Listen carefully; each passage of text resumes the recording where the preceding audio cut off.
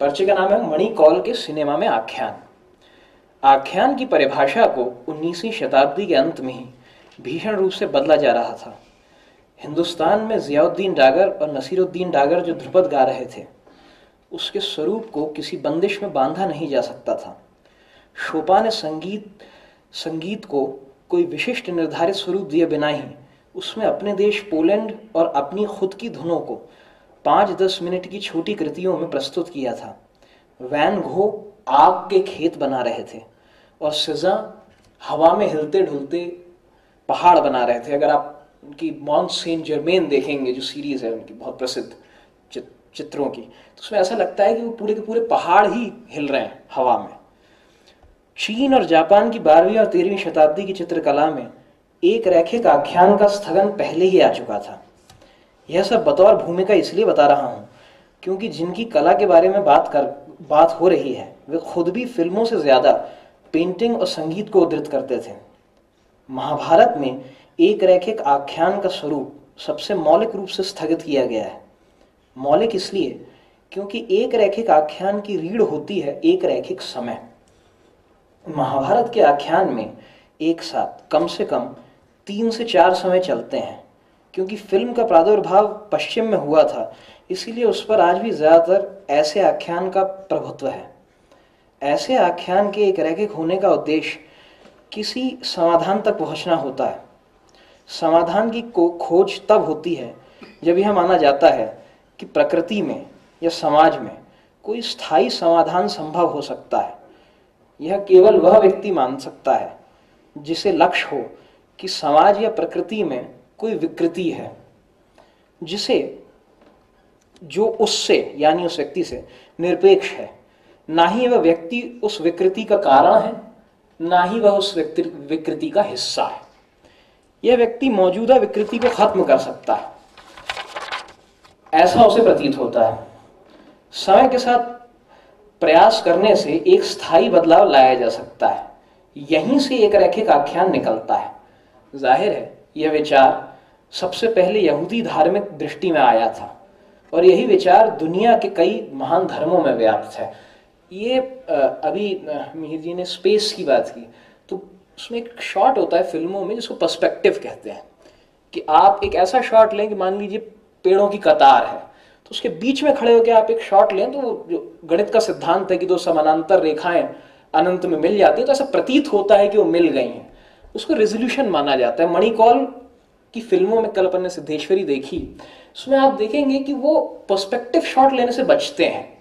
बल्कि वो एक उदाहरण एक बार हम लोग टहल रहे थे तो मुझे दे रहे थे कि उनने कहा कि एक शॉट तुम सोचो कि कैमरा लगा हुआ है, कोई जिस पेड़ का तना मोटा होता, आम का पेड़ या नीम का पेड़, तो किसी पेड़ की जो छाल है उस पर जूम करो और कैमरे को थोड़ी देर तक छोड़ दो। थोड़ी देर के बाद उस पेड़ की संज्ञा खत्म हो जाएगी। फिर उसको बाहर लो, कैमरे को जूम आउट करो। जब आपको समझ में आएगा कि ये नीम का पेड़ है, तब तो आपके लिए उस शॉट में पहली बार वो नीम का पेड़ होगा, उसके पहले नहीं था। तो रेजोल्यूशन से बचते थे वो, इसमें स्पेस का भी। और बाय द वे ये आइडिया उनको मिनिएचर पेंटिंग से आया था। जो कल एक बात चल रही थी जगदीश स्वामीनाथन जी की पेंटिंग की, कि वो उनमें ऐसा लगता है कि वो पहाड़ हवा में तैर रहा है। जो भी वो अगर ध्यान से देखा जाए, समझने का तो अच्छा तरीका, लेकिन ध्यान से देखा जाए तो वो एक्सिस टेढ़ी है। ये एक्सिस टेढ़ी का इस्तेमाल मिनिएचर पेंटिंग में होता है, वेस्टर्न पेंटिंग में नहीं था। हम टेढ़ी एक्सिस से स्पेस को क्रिएट करते हैं मिनिएचर पेंटिंग में। बहुत प्रसिद्ध एक मिनिएचर पेंटिंग है जिसमें शिकार दिखाया गया है, तो उसको आप जरूर देखिए, क्योंकि उसमें क्या है, एक जगह शेर है, एक जगह उसके पीछे घुड़सवार भग रहे हैं, कुत्ते भी हैं, फिर कहीं रानी कहीं और बैठी हुई है। तो वो सब टेढ़ी एक्सिस के प्रयोग से किया है। ठीक, जब कला एक रैखिक होने से बचती है तब तो आख्यान थोड़ा ज्यादा जटिल और समाधान रहित होने की तरफ बढ़ जाता है। आख्यान से यह उम्मीद करना कि सब लोग उसे एक जैसा ही समझेंगे भी कला के सामने बड़ा प्रश्न रहा है। महान कला का गुण होता है कि उसे अलग लोग अलग तरह से समझ पाते हैं, अलग अनुभव कर पाते हैं, और वह कलाकृति अलग भाव पैदा कर पाती है। इसलिए महान कला समाधान देने से गुरेज करती है और प्रकृति में समय के बहाव को प्रगति के बहाव की तरह देखने से बचती है। गैब्रियल गार्सिया मार्क्वेज अपने उपन्यास 100 Years of Solitude के फिल्म में रूपांतरण के प्रति बेहद नाउम्मीद थे। वे सोचते थे कि हर पाठक उर्सुला या ओरेलियानो बुंदिया को अपने विशिष्ट रूप से अपनी कल्पना में रचता है, इसलिए हर पाठक के उर्सुला और ओरेलियानो बुंदिया अलग होते हैं। उन्हें एक फिल्म के दो अभिनेताओं में बांधना ठीक नहीं है। यह बात ठीक है अगर आपको लगता है कि किसी उपन्यास का फिल्म में रूपांतरण केवल फिल्म के माध्यम से उस उपन्यास के आख्यान को बताना है।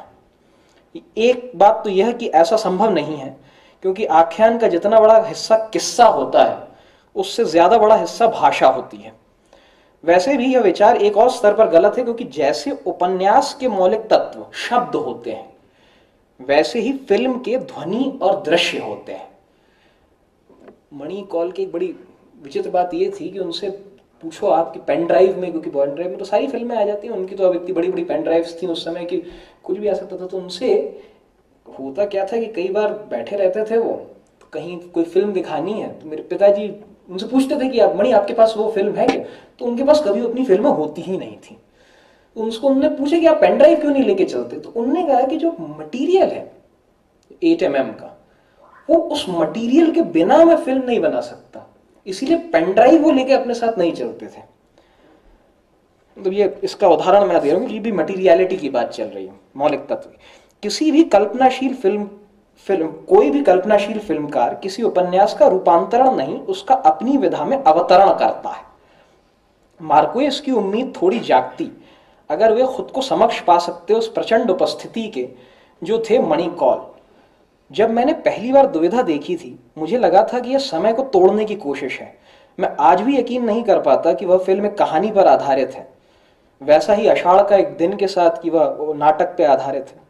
मणि कौल कैमरे के इस्तेमाल और ध्वनि के प्रयोग से समय का रूपांतरण करते हैं, समय को विचलित करते हैं, या उनके शब्दों में कहें आंदोलित करते हैं। ये आंदोलित जो शब्द है ध्रुपद में इस्तेमाल होता है, इसको इस्तेमाल करते थे। बहुत बार एक लंबे शॉट में कैमरा रुक जाता है, फिर उसी शॉट में चल पड़ता है। इससे समय का प्रभाव बदलता है। कई बार संगीत के प्रयोग से समय को छोटा बनाया जाता है और उसके तुरंत बाद शोर या खामोशी के प्रयोग से समय को फैला दिया जाता है। ये उदाहरण देते थे, वो एक टॉर्चर टेक्निक होती है जो कि केजीबी और बहुत सारे अमेरिका CIA सब इस्तेमाल करते हैं। वो टॉर्चर टेक्निक क्या होती है कि अगर आप आदमी को बांध देते हैं कुर्सी पे और उसको लगातार कुछ शोर सुना है, ये शोर का कोई अर्थ ना हो, तो उसको ऐसा लगता है कि एक्चुअल तो समय 1 घंटा बीता होता है, लेकिन उसको ऐसा लगता है कि वो घंटों घंटों से वहां पर बंधा हुआ है। तो उसका उदाहरण देते थे। यह तकनीक नई नहीं है। पॉल क्ले ने कैनवास के सफेद का इस्तेमाल कर स्पेस को बड़ा या छोटा किया था इससे भी पहले। महान वीणा वादक जिया मोइनुद्दीन डागर आलाप में समय को लंबा करके जोड़ झाले में समय को छोटा करने के उस्ताद थे। बल्कि समय को आंदोलित करने का विचार मणि कौल को संभवतः ध्रुपद से ही मिला होगा।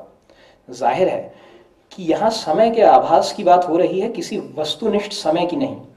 वैसे भी आइंस्टाइन के बाद तो वस्तुनिष्ठ समय की बात कहीं भी नहीं हो रही। इस तकनीक का सबसे अद्भुत उदाहरण है उनकी फिल्म नजर में। मैं थोड़ा सा 2 मिनट दीजिए। इस तकनीक का सबसे अद्भुत उदाहरण है उनकी फिल्म नजर में, जहां एक कमरे के भीतर के स्पेस के इर्द गिर्द अलग अलग समय बुने गए हैं। फ्रांसीसी उपन्यासकार लुई फर्दिनांद सलीन अपने लिखने के तरीके से लिखे शब्द और उससे जुड़े भाव में अंतराल पैदा किया करते थे। यहां भाव शब्द का प्रयोग कर रहा हूं और अर्थ शब्द का नहीं। अर्थ को तो चाहे वह शब्द का हो या दृश्य का या संगीत का या आवाज का या रंग का, अच्छा कलाकार अपने हिसाब से बदलता ही है।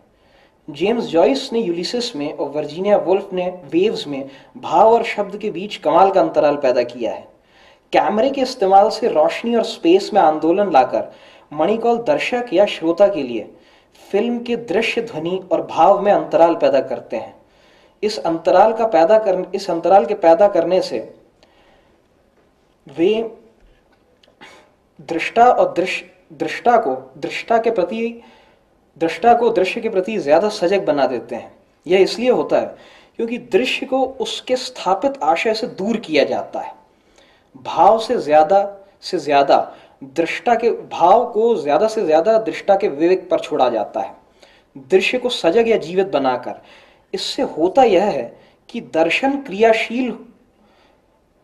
क्रियाशील हो जाता है जो पहले निष्क्रिय था। इसीलिए जब मणिकौल या ब्रेसॉ या तारकोस्की किसी भी ऐसे गंभीर फिल्मकार की अपन पहले फिल्म देखते हैं तो वो उबाऊ लगती हैं, क्योंकि उनमें जो एकाग्रता मांगती हैं हमसे, वो एक दूसरे किस्म की एकाग्रता होती है। ध्रुपद में भी यही होता है। जब शुरुआती समय में आप ध्रुपद को सुनते हैं तो आपको ऊब होती है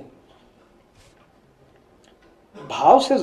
इससे फिल्म के संदर्भ में दृश्य केवल दृश्य नहीं, ध्वनि भी है। बस दृश्य के सजग बनने पर वह दृष्टा को भी ज्यादा सजग बनने पर मजबूर कर देता है। इस अतिरेक एकाग्रता का असर यह होता है कि फिल्म देखना उतना निष्क्रिय कर्म नहीं बचता जिसकी हमें आमतौर पर आदत होती है। पढ़ने की आदत की तरह, दूसरों को ध्यान से सुनने की आदत की तरह और खुद का मजाक उड़ाने की आदत की तरह सजग सिनेमा को देखने की आदत मुश्किल से डलती है। बल्कि आदत शब्द गलत है, इसे रियाज कहना चाहिए। अब है तो बहुत बड़ा, लेकिन समय समाप्त हो गया है। धन्यवाद।